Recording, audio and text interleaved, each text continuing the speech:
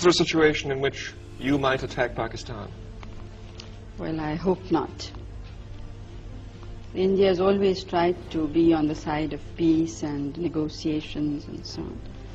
But of course we can't endanger our security in any way. Hello friends, तो आज मैं आपको बताऊंगा कि कैसे यूएसएसआर यानी आज के टाइम के रशिया ने इंडिया की मदद की थी जब इंडिया को उनके मदद की सबसे ज्यादा जरूरत थी।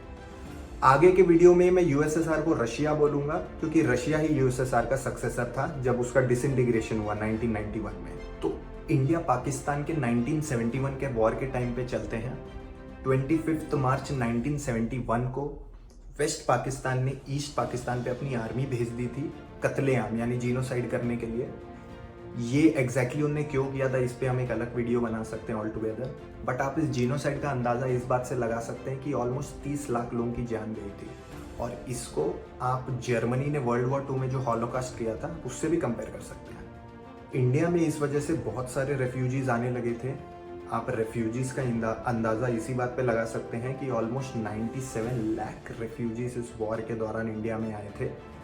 और एक टाइम पे इंदिरा गांधी ने ये भी बोल दिया था कि इन रेफ्यूजीज को संभालने के बदले अगर हम पाकिस्तान पे हमला कर दें तो हमारे लिए ज़्यादा इकोनॉमिकल होगा। Final question. The refugees are still coming over and you have this enormous problem in India. How much longer can you sustain this? We can't sustain it now longer. It's now for some months it really has been something that's water going higher and higher. What are you going to do about it? Something will have to be done. Indian government ने international community को बहुत appeal किया but कहीं से India को कोई मदद नहीं मिली। ऊपर से उस टाइम के अमेरिकन प्रेसिडेंट निक्सन ने पाकिस्तान को हर तरफ से मदद करने की कोशिश की और उल्टा इंडिया को हर तरह से रोकने की कोशिश की। बेसिकली अमेरिका का ये मानना था कि यूएसएसआर यानी रशिया इंडिया का एक बहुत नज़दीकी दोस्त था और अगर इंडिया 1971 की वॉर जीत जाती तो साउथ एशिया में यूएसएसआर का दबदबा और ज़्यादा स्ट्रांग हो जाता। इसीलिए निक्सन ने पाकिस्तान की हर तरफ से मदद करने की कोशिश की और इंडिया को हर तरफ से रोकने की कोशिश की। यहाँ तक कि उनने ईरान को भी कहा कि वो पाकिस्तान को हथियारों से मदद करे और चाइना को भी एनकरेज किया कि वो इंडिया पे हमला कर दे। लेकिन चाइना उनकी बातों में नहीं आया क्योंकि चाइना को पता था कि बॉर्डर के जो स्टेट्स हैं वो इंडिया के काफ़ी वेल प्रोटेक्टेड हैं और ऊपर से इंडियन आर्मी जो पाकिस्तान की हालत कर रही थी और करने वाली थी, शायद ये भी चाइना को काफ़ी अच्छे से समझ में आ गया था। 28 अप्रैल को इंडियन गवर्नमेंट अपने उस टाइम के जनरल सैम मानेकशॉ को बोलते हैं कि वो ईस्ट पाकिस्तान में घुसने की तैयारी स्टार्ट कर दें और इस तरह से इंडिया और पाकिस्तान के बीच की वॉर ऑलमोस्ट फिक्स हो गई थी। इंतजार तो सिर्फ इस बात का था कि कौन पहले हमला करता है। ऊपर से अमेरिका और इंटरनेशनल कम्युनिटी का इतना प्रेशर होता है इंडिया पे कि खुद की सिक्योरिटी के लिए फाइनली इंडिया रशिया से मदद मांगता है और रशिया भी इंडिया को निराश नहीं करता और इंडिया को मदद करने के लिए तैयार हो जाता है और ये आगे जाके एक बहुत बड़ा और इम्पॉर्टेंट डिसीजन इंडिया के लिए साबित होता है। सो 9 अगस्त को इंडिया और रशिया के बीच में peace and friendship treaty sign होती है जिसमें कई सारे क्लॉज होते हैं और उसमें एक और इम्पॉर्टेंट क्लॉज होता है कि अगर इंडिया पे कोई एक्सटर्नल थ्रेट आता है तो यूएसएसआर इंडिया की मदद करेगा हर तरह से। ये सब होने के बाद भी अमेरिका हार नहीं मानता और नवंबर में निक्सन इंदिरा गांधी से पर्सनली रिक्वेस्ट करते हैं कि वो पाकिस्तान में इंटरफेयर ना करें बट इंदिरा गांधी हमारी आयरन लेडी उन्हें रिजेक्ट कर देती है। The Pakistan Air Force suddenly struck at our airfields in Amritsar, Pathankot, Srinagar, Avantipur, Uttarlai, Jodhpur, Ambala and Agra. Their ground forces are shelling our defense positions in Sulemanki, Hemkaran, Poonch and other sectors. 3 दिसंबर 1971 आखिरकार Pakistan India पे पहला वार करता है operation Genghis Khan करके। तो Pakistani air force basically Indian air force और radar installations पे एक प्रिएम्प्टिव स्ट्राइक करती है बट कुछ खास नुकसान नहीं पहुंचा पाती है। ये वैसा ही स्ट्राइक था लगभग जैसा इजराइल ने किया था बट डिफरेंस इतना था कि इंडिया को ज़्यादा डैमेज होता नहीं है बट इंडिया को मौका मिल जाता है और फिर इंडियन आर्मी अपनी पूरी ताकत से ईस्ट पाकिस्तान पे हमला कर देती है।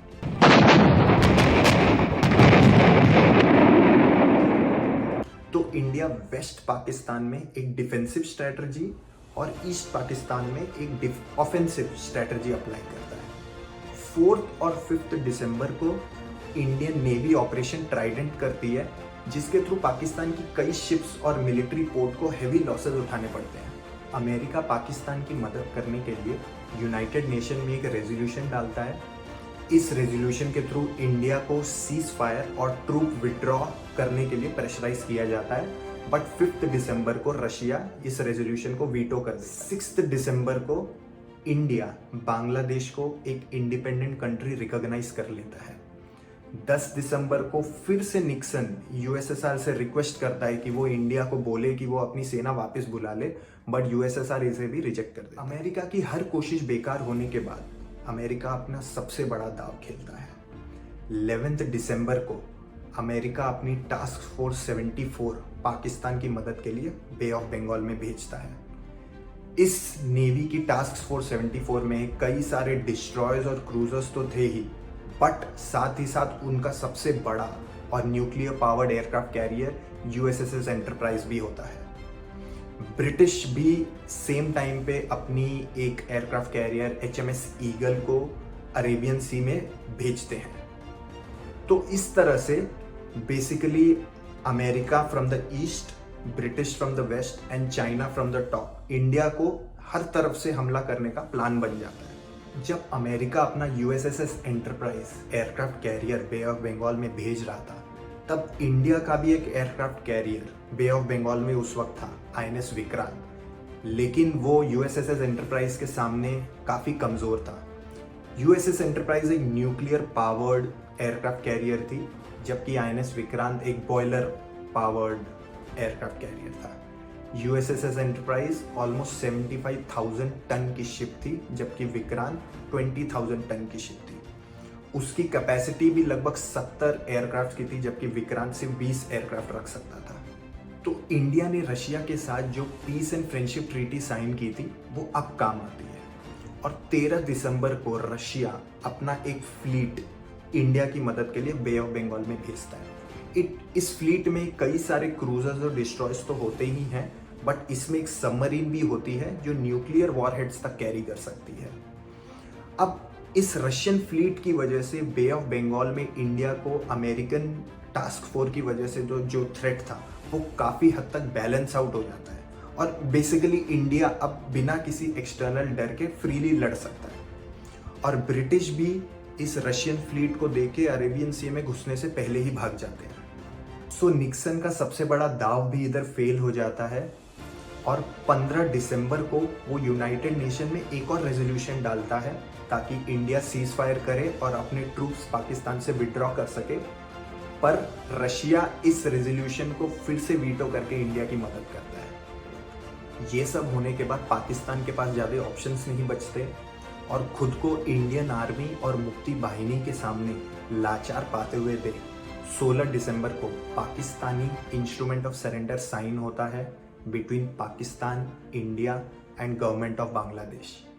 और इसी के साथ इंडिया 1971 की वॉर जीत जाता है और बांग्लादेश का जन्म होता है।